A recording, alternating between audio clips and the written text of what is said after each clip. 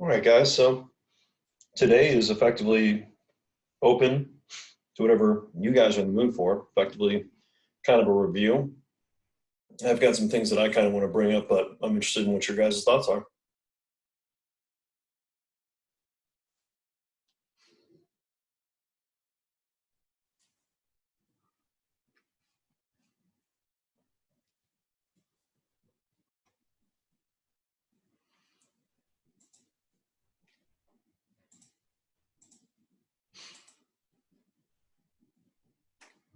Hello, can you guys see me and hear me?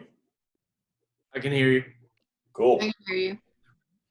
All right. So Jake, kick us off. What question you got about XFIZ? Um, I was gonna ask you. This is kind of jumping back to what was it? Either Monday or Wednesdays. I had the question of we were talking about VO2 max and stuff like that, and Mhm. um, in sports, so say like cycling and I guess this is marathon running too. Um, Mhm. what impact does like blood doping have on like VO2 max and if it because there is I forget what it's called. It's called Evictus. Erythropoietin? No. It was on Netflix like 2 years ago. Oh, Icarus. Yeah. Yeah, all It, about how the Russians effectively do state-sponsored doping. So yeah. we're going to get more into PEDs later on in the semester, but no, we're still going to talk about it because it turns out erythropoietin is the hormone that's produced by the kidneys due to low oxygen saturation Hmm. and is going to tell our bone marrow to produce more red blood cells. And part of that, when we talk about the chronic adaptations and you're increasing your hematocrit, your red blood cell count, it takes like about a month for it to occur for the red blood cells, but the albumin and getting more blood plasma happens in the first week. Well, if you can carry more oxygen in your blood per unit of blood, turns out you're going to be able to carry more oxygen to those muscles, so your performance is going to go up. Now, obviously, there's a difference between normal endogenous levels and then going super physiological. So for those examples of your doping athletes, the arguments that I've seen, they say it adds about 10% to your aerobic capacity. Yeah. So think of like you add, 10% to your VO2 max. And so 10% doesn't mean much if you're not good to start. So if I was to start, running erythropoietin, and I think right now, if my life depended on it, I could do a mile in less than 8 minutes. I don't know if I would be able to do it in less than 7. Like I don't, yeah. Hey, you know what? We got a lot of time these days, guys. Who knows? Maybe I'll try that out tomorrow and let you know how it goes. So if you make my mile time go from being, we'll say, a 7 minute and 30-second mile to being, subtract 10% of that, and now I'm running that mile in, the high sixes. Now, if I show up for a cross country meet, how am I going to do compared to everybody out there? Probably not good. Yeah, no, not good at all. Yeah. Whereas if I go and I can already run a 4 minute and 10-second mile, well, if I shave 10% off that, now we're talking about running a 3 minute something mile. And now you're talking about going from national class to world class. Yeah. And so I can't remember the exact year, but one of the years that Lance Armstrong competed in the Tour de France, and obviously he was implicated with drug use. I mean, he was the most heavily drug tested athlete of all time, and he never failed a single drug test in international competition, or at least one that stuck. So safe to say you can pass drug tests if you know what you're doing. Yeah. What's really interesting is one of those years, guess what place athlete, if you would have to give them the first place if you disqualified everybody that also failed the drug test or was later implicated in using drugs like Lance Armstrong. It would be. Wait, what'd you say? Like, Okay, explain. so if first place fails a drug test, they give it to Yeah. second place. If second place fails the drug test, they give it to third, and so on and so forth. Yeah. Yeah, one of the years of the Tour de France, guess what place you would have had to hand it to? Like the first person that was never implicated in drug abuse. I mean, I'm sure it's pretty far down the line. Hey, Maybe like, fifth place. okay. Think about that. Like, you wouldn't even stand or sit around for the awards, like, man, I just got my butt kicked by freaking over 30 odd dudes. And Yeah. then he's like, wait, oh, because I was the only one not using drugs. Okay, cool. So it'll really help. Well, it helps everybody, but it'll help some folks more. But then Okay. you're also increasing your hematocrit, so you've got an increased risk of blood clotting, which obviously can be lethal. There's been actually individuals competing in the Tour de France that have died in their 20s of effectively heart failure. Yeah. So is that why in the documentary the guy actually like didn't see any effects? He actually got worse. Now, there's a lot of things going into it. The biggest thing is that always remember with any training is you got to train. Yeah. The advantages that drugs give you is you can recover faster from the training, so you can train more. Okay. So whether you're on the drugs or not on the drugs, you still have to train hard to really get the full effect, so to speak. But like anything else, I mean, mind you, it's since it is a documentary and it's an N of one, the problem is the guy was older. Yeah. So if you would have, it's not like you can run it twice. Where if you had like a twin brother, you could be natural, and your twin brother is running all these drugs, and then you've got a pretty good head to head Hmm. on who's getting more out of it. Plus, there's still differences genetically between the two of you. But I do like how he puts out the fact of, yeah, it turns out using drugs makes things a lot easier Yeah. than it would have been otherwise. So, did I answer your question? Yeah, you did. Yeah. Yeah. Now, you can naturally increase those EPO levels through hard aerobic training, living Hmm. in altitude, or spending time in a hypobaric chamber. So it's literally a chamber that's meant to mimic being up at elevation. And because of that, your body has to work harder at rest, so you naturally produce more erythropoietin. So that's why the Olympic Training Centers in In Colorado. Colorado Springs, yeah, for the long distance athletes, and then some of the best aerobic athletes, cross country runners in college, they train in like Northern Arizona University is really good because it's at elevation, so they Okay. have that advantage. Is But that why Oregon's so good? Or Oregon is not necessarily at elevation to my knowge, but you also have to keep in mind there's some recruiting advantages. And, they yeah. have a major history like, oh, I don't know, Nike, which Yeah. really helps, get some quality people in there. Now, the other side, when you're looking at, or another part, when you're looking at those aerobic athlete and aerobic adaptations, the problem with a hypobaric chamber is your tissues actually recover less because your body's effectively at low level stress, just hanging out. So for baseball players like you, for folks that like lifting weights like me, training or being in a hypobaric chamber would actually diminish your muscular skeletal recovery. So if Mhm. you want to be a better strength power athlete, there's not a lot of good evidence, but there's at least it would behoove you more to either be at just like this normal air pressure that we have, specifically, where I'm at in Kentucky, or to actually spend time in hyperbaric chambers where you naturally have possibly a slightly higher oxygen saturation and your body even has to do less work at rest. Okay. So, no, good job.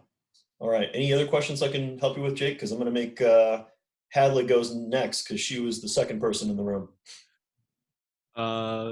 Not that I can think of right now, but if one comes Okay. up. It's kind of an open review. So, Hadley, what question you got for me? All right, can you hear me? Because my mic's been not working. I can hear you. It's a little scratchy, but you're fine. Okay. I had a question about the lactic acid and like the muscle soreness Mm-hmm. because on the quiz it said it was false, Mm-hmm. that it doesn't cause it, but I thought that it was like I know it's not the only thing that causes it, but I thought it was like one factor that does cause it. Okay. Now, the key is what you got there is the difference between acute soreness and then Mm-hmm. the actual chronic soreness. So, like, you're right. If you do like a really high rep set of some activity, if you go run like a really long, hard sprint, that burning in your muscles, that's partially caused by the change in the environment, specifically because your pH is dropping. from the lactate production. Remember, lactate is a fuel. Lactate's not going to cause the issue. It's the lactate production from anaerobic metabolism that brings that proton, aka a hydrogen, with it, that drops your pH and causes the discomfort and then causes your muscles to eventually not function like they're supposed to. Now, in the minutes to hours after exercise, all of that lactate, all that pH change has been completely taken care of. It's been completely metabolized out. So what causes soreness in the following days is literally the damage you've done to those muscles, which is causing a little bit of potassium leakage, which is causing a bit of an immune response. So you've got a little edema, and that in turn is what's causing soreness. So the next day, it's not lactate in the muscle. If it is lactate in the muscle, it's because you've tourniqueted off the muscle and it's getting no blood flow whatsoever, and it's probably going to rot and fall off. So it's probably been hurting for a while and hasn't stopped hurting. So does that kind of clarify the lactate side of it? Yes. Okay. Any other questions I can help you with? Nope, I think that's it. All right. Okay, let's pick on Sierra. I don't have a question yet. Don't have a question yet. Okay, we'll come back to you. Okay. What question you got for me? I had a question about like the difference between LSD training and HIIT training. Yeah, long, slow distance, and high interval or high intensity interval training. Yeah. So, oh wait, hold on. Okay. Yeah. So basically, I don't like what is the difference between those? Okay, so long, slow distance is like your typical, like, I'm going to go for a long run. So this could be, I'm going out for half an hour, and you can do this with any type of aerobic style training you want, hiking, swimming, biking. That's what's considered long, slow distance, because you're not going real hard. When you think about the peak velocity you can attain or the peak power you can put out, but you're going to keep that up for a long period of time. Now, high intensity interval training is exactly that. You're doing a really high intensity interval, you're taking a rest, and then you're coming back to it. So, for example, last night, my wife and I went for a hike around our neighborhood, and we probably, honey, what would you say? We're probably hiking around the neighborhood for about an hour altogether last night, walking with Norms. Yeah, so, I mean, we're just walking around with the Norminator. He's getting to, see people and then whine because we don't let other people pet him, and he doesn't get to sniff on other dogs because social distancing is a real thing. But I mean, for us, it's definitely not that aerobically taxing, but it's a lot of work. So it's burning calories. It is having positive effects on your circulatory system, perhaps a little bit with muscle recovery. Now, on Wednesday, Tyler Sutton and I went and ran hills over at the Taylor Fork. And so we'd sprint up the hill, walk back down, sprint up the hill. So the high intensity part is the sprinting up. And then obviously the low intensity / the recovery is walking back down. And don't get me wrong, we also superset it with sighing and thinking that this was a horrible decision. Now, altogether, I'm not that fast, but just trying to sprint up the hill as quickly as I can usually takes me somewhere between 30 and 45 seconds. So it's a pretty hard anaerobic glycolytic load. And I do manually take my heart rate when I'm doing it. And it was getting up into the 170s, if not a couple times in the 180s, because it's a true maximal burst. Now, by the time I was going to go sprint back up the hill from having walked back down, my heart rate has come back down to only about 110, 120 beats per minute. Now, that is obviously putting a big metabolic stress on the body. It's going to help cause a lot of the same changes you're looking for when it comes to increasing your enzymes for those energy systems, increasing your mitochondrial function and number, and perhaps also helping me increase my energy stores of glycogen in the muscles, specifically in the lower body. However, I'm not doing enough volume of that exercise to really become more efficient at running hills, which isn't the goal, because I'm not trying to keep my pace for a long period of time, and I'm not learning the tactical ability of how to control and effectively, go easier when you need to and go harder when you need to, because I'm just trying to go all or none. So high intensity interval training gives you a lot, nearly all of the same adaptations you get from long, slow distance, except you're not going to become more efficient at the movement, specifically when you're talking about getting better at long distance running, getting better at long distance swimming. You can't really do as much good quality technical work because you're just not doing as much of the volume of it. Second, I'm not encountering as many impacts. So arguably there's a risk and reward there. So yeah, the impacts aren't as bad because I'm not doing the same amount of volume if I was to go for a long run, and it turns out I'm not a small human. But at the same time, my tissues aren't having to remodel and become more resilient to that volume of work. So if I was going to try to use HIIT training to train for a marathon, I would fall apart if I tried to do the marathon because I'm not used to having to do that much work without taking a break, much less do I know how to, once again, pace myself appropriately and really understand how I'm going to feel physiologically when I get there. But if you're working with an athlete, so, for example, to pick on Jake with playing baseball, high intensity interval training can be an effective way to make sure the guys are in shape to play without having to go run a bunch of miles. And on top of that, you're tapping into the fibers more of like what they're going to use when they're playing baseball without having to go ahead and, once again, do all that true skill practice, and it saves you so much time. That's the real advantage of high intensity interval training, is it saves you a lot of time. But I'd be very careful and cautious about using high intensity interval training with obviously individuals coming back from an injury or individuals that are honestly very sedentary or very old, because it is high intensity. You're really trying to jack the body up to pretty high outputs. And if it's just like driving a car, if you got a new car that's well taken care of, you're not worried about stomping on the gas and, pushing it.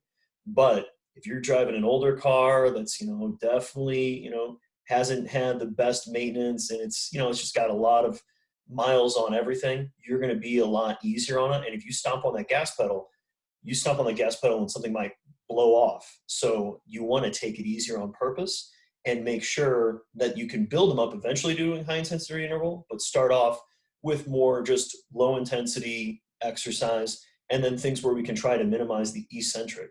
So, and this is kind of a question for all of you guys, if we're going to do high intensity interval, so once again, we'll just say it's a sprint as far as effort, followed by a slight rest and then a sprint again. What type of training modality do you think would be your best bet to work with someone so you didn't have to worry or you could minimize the risk for injury? I would say like a assault bike or something like that. Bingo. Could be bike sprints, could be sprints on like my wife's elliptical that she's got behind us, could be on your right, something like an Airdyne or an assault bike, something where it's total body, or even on a rowing machine. If they've got pretty good posture, you're not worried about them getting a little too whippish with their back, for lack of a better term, due to bad posture. So HIIT training, once again, can have a time and a place. You just got to be mindful of who you're working with and when it might be, a little too much for who you're having to be training. But you can get nearly all the same adaptations from doing HIIT training for effectively 10 to 20 minutes that you get from 30 minutes to an entire hour of doing long, slow distance. So, and we're all limited by the same 24 hours in the day. So that's where, once again, as a practitioner, it's important to know you have got tools in the toolbox and then how to appropriately apply them. So does that answer your question, Sierra? That was me, but yes. Oh, sorry. My apologies, Taylor. That is okay. Taylor. But yeah, I did. Okay. So now, Sierra, what question you got for me? Well, I was just wondering because my friend, like, she doesn't work out like at all, and she started doing the HIIT exercises, and I'm like, is it okay that she started off doing that, or should she start off like simpler? Well, and that's actually a great question. And this is a big thing for you guys to keep in mind when it comes to working with any population. And that's what's known as the acute to chronic training ratio. So the acute training, acute training is literally how much work you've done in this week.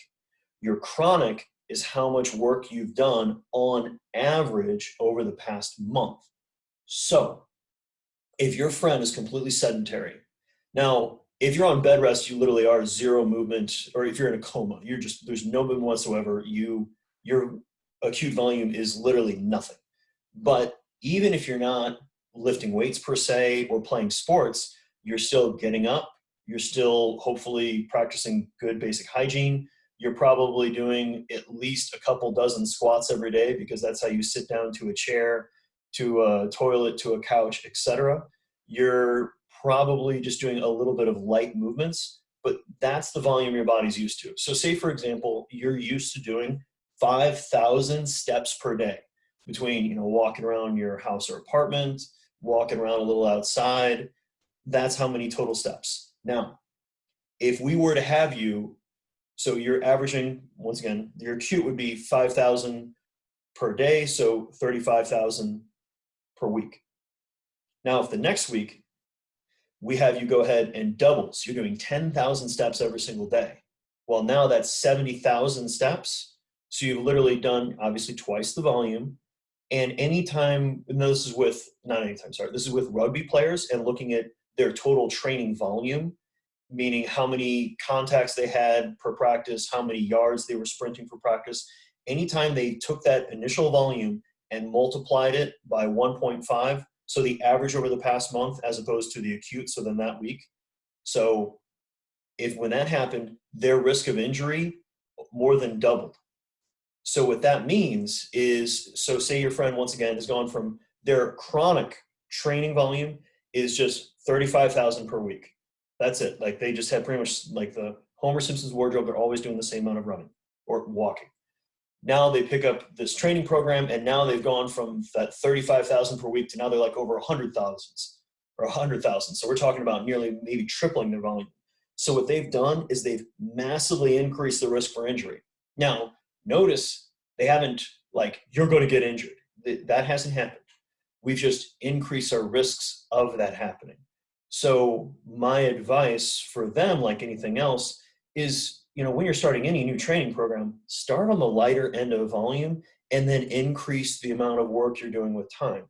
Because like anything else, your body is always adapting to the demands placed on it. And if your body's been adapted to effectively sitting on the couch and talking about your feelings, and then you go out and try to go 100 miles an hour, well, you're effectively, kind of like that car analogy I did earlier, you're making yourself go from 0 to 100, and the chance of you hurting yourself it's there. And at the same time, as I'm sure your friends, I'm assuming they're around your age, so they're in their late teens, early 20s. Yes. So they're young enough and healthy enough that they can get away with things.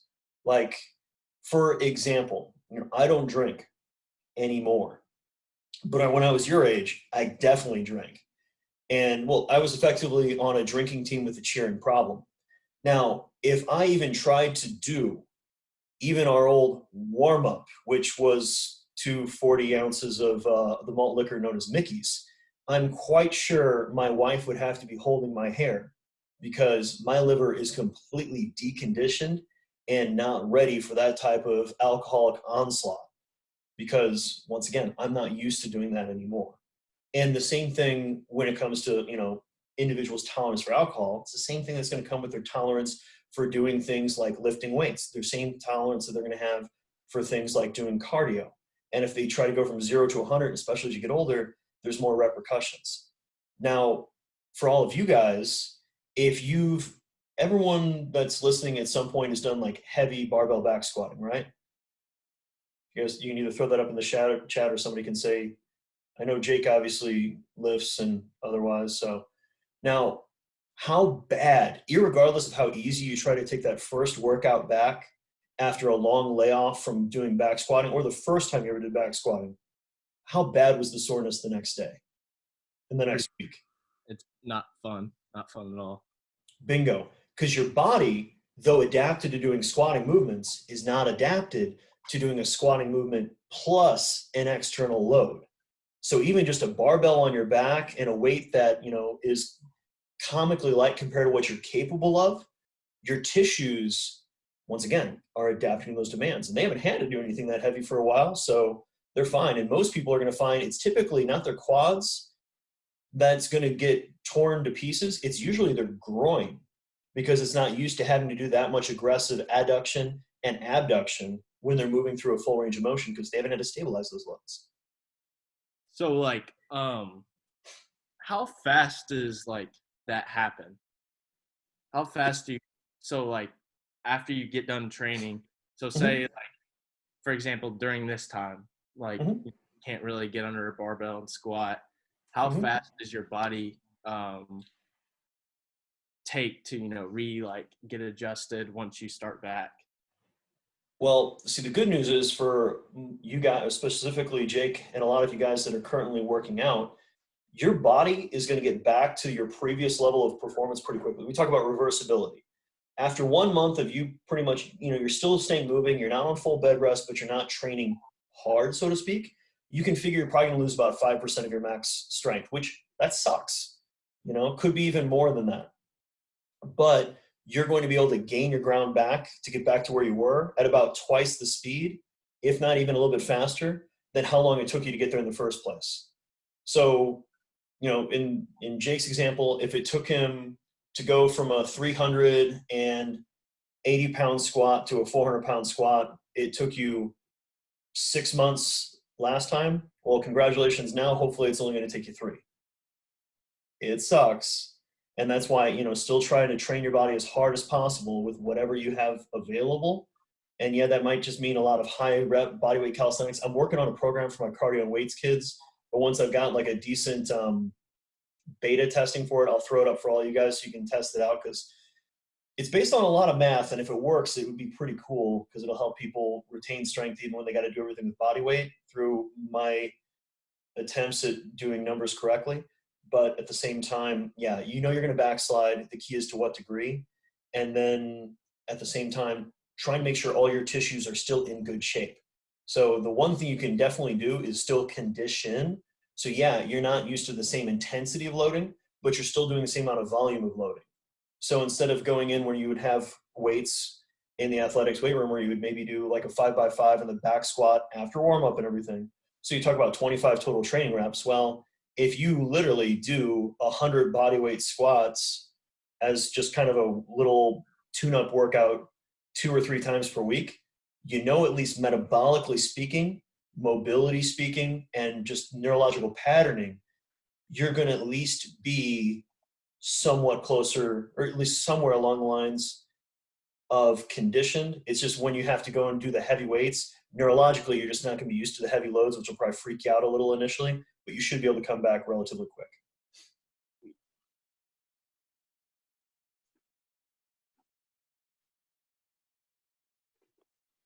Make sense? Yeah, that makes sense. Cool. And so Courtney, effectively just having everybody ask a question is kind of doing this as a review. And then we're going to talk a little bit about hormones, because I know it's something a lot of people struggled on the take-home assignment. But do you have any general question for XPhys that you'd like me to go ahead and take a shot at? No, I don't think so. I'm just kind of here to listen to everyone else's questions so I can kind of get an idea what I need to know. Yeah, well, it's like anything else, know everything. Now, at trying to make sure that whatever you guys are not necessarily struggling with, but would like a better grasp of, you know, that's why I want to have kind of, when we would have had lab otherwise, instead kind of do kind of an open forum. And so at least, you know, next week we're probably going to talk more about the nervous system, because I know a number of folks kind of struggle with that. But let's go ahead and talk a little bit about the endocrine system. So a number of you guys on your answers to the assignments, or to the assignment prompts, you guys did a pretty good overall job, but the problem is people didn't quite tie in together of how it turns out your endocrine system has a myriad of hormones that can all influence performance. So when we're talking about performance, now acute performance, so like your ability to get something done right now, yes, epinephrine, norepinephrine, cortisol, and then glucagon, insulin to a lesser extent, since we're just trying to control blood sugar, and then aldosterone when it comes to controlling our fluid levels. All of those are really important. But when we're working with athletes, it's not just the acute, we're looking for the chronic. And when we're talking about the chronic adaptations here, what hormones are going to be really influencing long-term changes in performance? It would be growth hormone, wouldn't it? Growth hormone is definitely one of them. It helps every tissue in our body recover, along with actually helps decrease our fat mass. That's the only one that doesn't increase in size. Like, that's a good one. What else?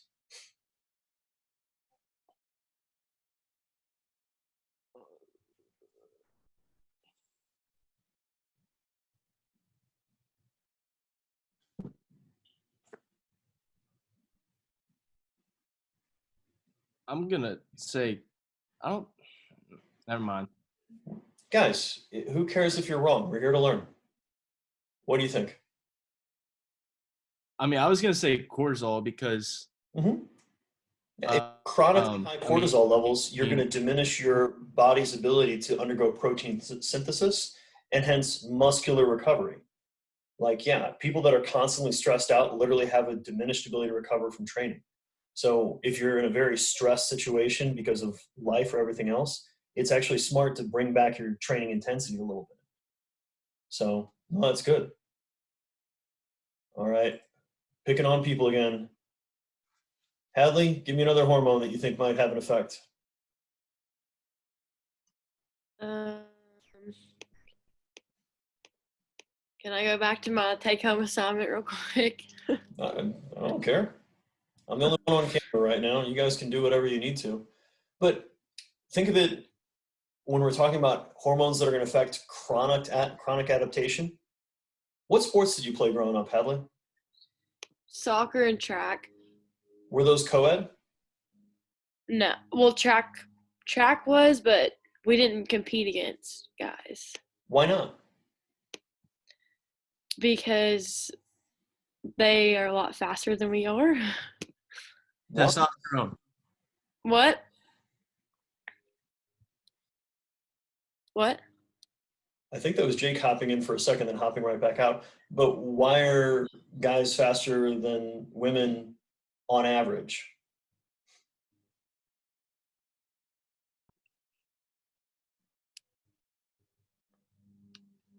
Testosterone. Do what? Yeah, I still don't understand what he's trying to say. I think he said testosterone. Oh, yeah. Yeah, turns out that's a big difference. Because what's testosterone going to help us do when it comes to long-term adaptations?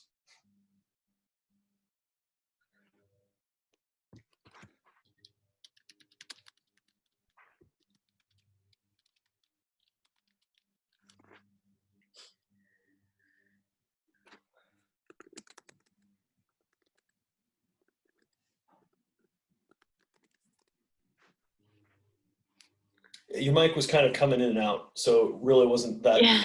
Jake. But go ahead, Hadley. What do you think testosterone is going to help you do? I mean, it regulates like bone mass and like muscle mass and strength and things like that in men, and they have a lot more of it. They do, on average, have more than females. Absolutely true. Now, so the key is within that, when we talk about chronic adaptations, if we took two different women, one woman naturally had higher testosterone levels than the other woman, what would we expect to be the difference over a long-term training program if we have both of them lifting weights, for example? Well, the one with more testosterone would develop more muscle mass and strength, right? Yeah. Does that make sense? So when Yeah. chronic adaptations, it's not just the difference between men and women, but it's within the gender. So you can find, that's why if you look at blood testing numbers, it's a wide range for both genders when you really boil down to that gender. So the guy that naturally has literally 3 times as much testosterone as another guy might not necessarily mean exactly 3 times as much muscle gain, but they definitely have an advantage. And that's probably going to allow them to not just build bigger muscles, but remember, it has a little bit of a more effect on our type 2 muscle fiber than our type 1. So they're going to become a little bit more powerful, and they're going to recover a little bit faster from training, which means they're going to be able to train a bit more frequently at a higher intensity. And like anything else, if it's the number of training sessions in order to push yourself forward, the person that can train the most, that can recover from it, is the one that's going to make the greatest improvements, who's going to be arguably eventually the better athlete, with obviously a number of other things being equal. Does that make sense? Yes. Yeah. So, like, turns out men and women both have testosterone, and then they both have natural ranges of it. And come on, I think you guys have all met guys that, who am I kidding? You go to the rec center before they shut this down. You got the guys that are running a lot of extra testosterone, and it shows. But how to say? Unfortunately, it's societally not as smiled upon to be a woman with a really strong jawline and kind of an upper back. But I mean, there are women that naturally do have higher testosterone, which lends itself to increased muscle mass and better strength power performance. So we actually, on the cheerleading team, this is before Courtney was on it, we had two gals on there, that one of them, and don't get me wrong, absolutely great people, really enjoyed working with them. But one of the gals literally had an upper back like mine, only on a 5'4", like 100. How about Casey Springer? What's that? How about Casey Springer? No. She was one that definitely had. She was built like a Mack truck. What's up? Says she was built like a Mack truck. She was a muscly girl. Yeah, and that's coming down to genetics, and I mean, there's obviously lifestyle and a number of other things that play into it, but keeping in mind, once again, these hormones that make a chronic effect on us. So we touched on erythropoietin earlier when it comes to red blood cell production, and we've talked about testosterone, we've talked about growth hormone. Now, what's another hormone that can have chronic effects on our ability to not just adapt, but also when it comes to our metabolism and our ability to gain or lose weight?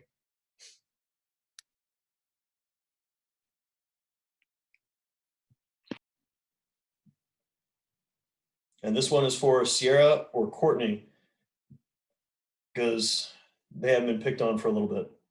Is it your thyroid? Yes, your thyroid hormone, so your T4 and your T3. Individuals that are hyperthyroid, they're going to have a real hard time gaining weight because they're naturally going to have a very high metabolism. And in fact, it can cause, honey, that's Graves' disease if they're too high chronically, right? My wife's working on a puzzle in the other room. I think she's got her headphones in so she doesn't have to hear my annoying voice. But effectively, those folks are going to have a hard time gaining weight, and not just weight as far as fat mass, but also muscle mass. And then on the other side, you can have people that are naturally lower thyroid hormone production, so hypothyroid, and they're going to have also a hard time gaining muscle mass. But what's worse is it's pretty easy for them to gain fat mass. So these hormones we have all can have major long-term consequences. If somehow tomorrow, effectively, Taylor, we could give you literally the same testosterone levels as Jake. Now, aside from you probably start to maybe get some 5 o'clock shadow and everything else, but all of a sudden you'd have all this muscle mass showing up simply from having that higher testosterone level than your body's ever had before. And then the opposite would be true, is if we took Jake's natural level of testosterone and then just put that to an adult female, he's going to have a real hard time keeping up, maintaining his current muscle mass. And then the same thing could be said about your growth hormone. Your guys' growth hormone levels are obviously not as high as they were right before and then through puberty whenever you guys were growing at your fastest rate. But think back to how quickly you could recover from pretty much anything when you were a kid, as opposed to now that recovery is a little bit slower. You're sore, your joints are a little bit sore, your tendons are a little bit sore for longer periods of time than they would have been previously. And then, as you can probably extrapolate, as you get older, your recovery keeps going down and down because growth hormone does actually diminish as we get older. So, does that make sense when we talk about hormones and the difference between an acute effect and a chronic effect?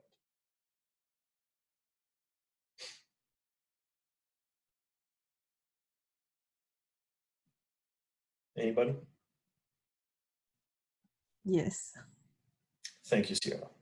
Is there anything else that you guys would like to talk about? Since we're not going to go into the slides today, I just want to kind of have a conversation with you guys, see how everybody's doing, and see if there's anything we can kind of bone up on. That way, you know, you guys are ready, because pretty much everything that we're talking about, once again, the final, which please do not start yet, Courtney, wait a little bit, is about application of this knowledge. And so kind of like, yeah, it's great to know what growth hormone does, but then why do we care about it? What's its long-term effects? You know, testosterone is great to know about and great to have. Full honesty, ladies, if you ever get a chance to be male, it's awesome. But at the same time, you know, understanding what the long-term effects are and how that's going to give us obviously differences. And actually going back to Hadley's previous comment, what's really interesting is when you're working with kids, guess what age group you finally see a difference in peak sprinting speeds between the two genders?